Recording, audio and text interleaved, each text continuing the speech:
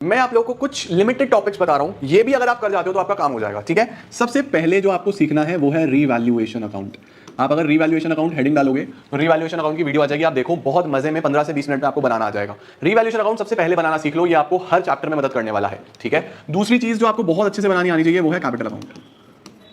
Capital account कहीं ना कहीं पेपर में आ ही जाएगा, तो कैपिटल अकाउंट भी आपको दूसरी जगह पे आ जाना चाहिए। ठीक है, कैपिटल अकाउंट बढ़िया तरीके से सीख लो। 3 नंबर पे जो आपको आनी चाहिए चीज जो आपको हेल्प करेगी वो है रिजर्व्स का ट्रीटमेंट। रिजर्व्स का ट्रीटमेंट, रिजर्व्स में यूजुअली कुछ नहीं होता, कोई भी चैप्टर हो, रिजर्व्स डिस्ट्रीब्यूट होते हैं। तो रिजर्व कैसे डिस्ट्रीब्यूट होते हैं, उनकी क्या एंट्री है, किस रेशियो में होते हैं, पार्टनर कैपिटल में कहां जाते हैं, ये 3-4 चीजें आपने देख ली, आपका काम हो जाएगा। ठीक है, तो रिजर्व्स का ट्रीटमेंट आपको आना चाहिए।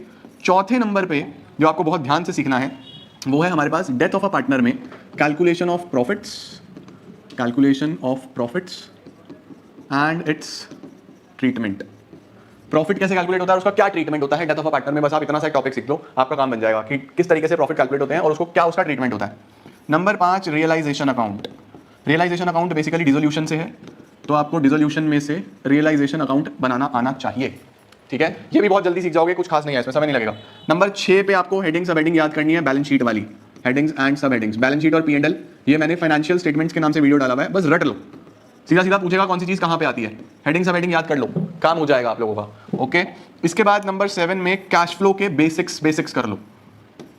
कैश फ्लो के बेसिक्स ये उन बच्चों के लिए है जो पास समझ रहे हैं कि कैसे पास हो, तो कैश फ्लो के बेसिक्स। एडजस्टमेंट चाहे छोड़ देना, क्योंकि एडजस्टमेंट करोगे समय लगेगा, एडजस्टमेंट चाहे छोड़ देना। कैश फ्लो के बेसिक्स कर लो, मस्ती में पास हो जाओगे। बस ये देख लो कौन सी चीज ऑपरेटिंग में, कौन सी इन्वेस्टिंग में, कौन सी फाइनेंसिंग में, इतना लिख के आना, स्टेप वाइज पे नंबर मिल जाएंगे, इतना कर जाओ, नंबर मिल जाएंगे। ठीक है, 7 चीजें हो गई।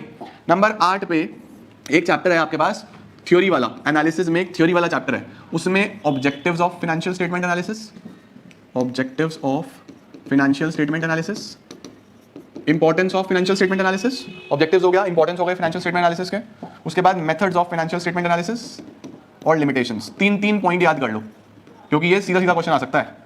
3 पॉइंट्स, 3 पॉइंट्स इसके लर्न कर जाना, आपका काम हो जाएगा। थ्योरी सीधी याद करनी है, हो जाएगा।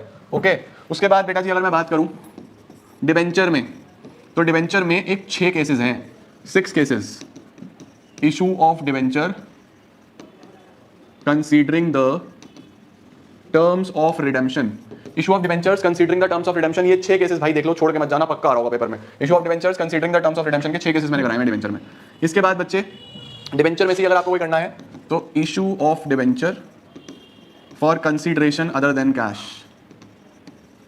कंसीडरेशन अदर देन कैश, ये वाला टॉपिक बड़े ध्यान से देख लो। नंबर 10 शेयर्स में फॉर फीचर रीइशू की एंट्री देख लो, फॉर फीचर रीइशू कैसे होता है। इसके बाद issue of share for consideration other than cash, ये टॉपिक बहुत अच्छे से देख लो, आपका काम हो जाएगा।